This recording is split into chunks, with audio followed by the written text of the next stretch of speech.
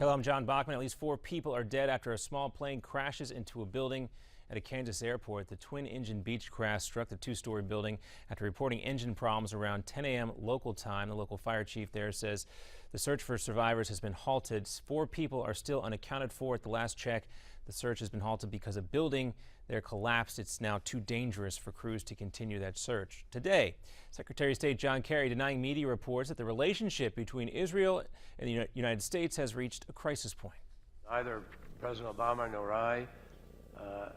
I've never heard that word around me in the White House or anywhere. I don't know who these anonymous people are. We keep getting quoted in things.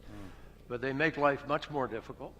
Well, Kerry is talking about a quote by an unidentified administration official in The Atlantic this week. That quote referred to the Prime Minister Benjamin Netanyahu as chicken, and then a word we can't say on TV, over his settlement policies in the West Bank. Kerry also said this administration's work in the Mideast has made Israel more secure. But in Israel today, tensions continue to mount after Israeli police shot and killed a Palestinian man who opened fire on them. Police were investigating the attempted assassination of an Israeli activist. He was shot and wounded after leaving a conference on permitting prayers at the Temple Mount.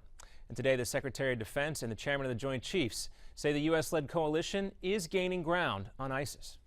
Initial progress is encouraging, but these are just first steps in what we have said will be a long and difficult multi-year effort. Chuck Hagel and General Martin Dempsey holding another one of those rare joint news conferences today. Dempsey also admitted that the coalition forces nearly lost a pivotal battle in Syria. The pair also denied that the Pentagon is having communication problems with President Barack Obama and his administration.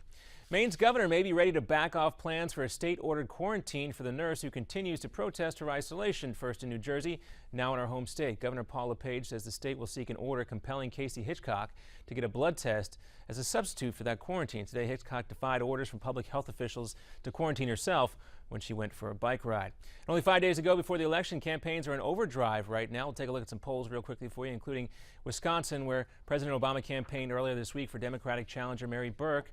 Governor Scott Walker, right there, a Republican, holds a 7-point lead. And in Florida, the governor's race is starting to show some momentum there in favor of Charlie Crist. He's now up 3 points on Governor Rick Scott. It's a bigger spread than the last poll, and the difference seems to be independent voters.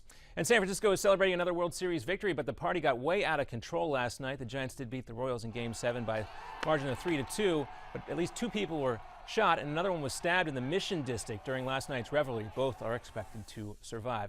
Another update coming up for you in 30 minutes. Now we'll send it up to New York for the Steve Malzberg Show.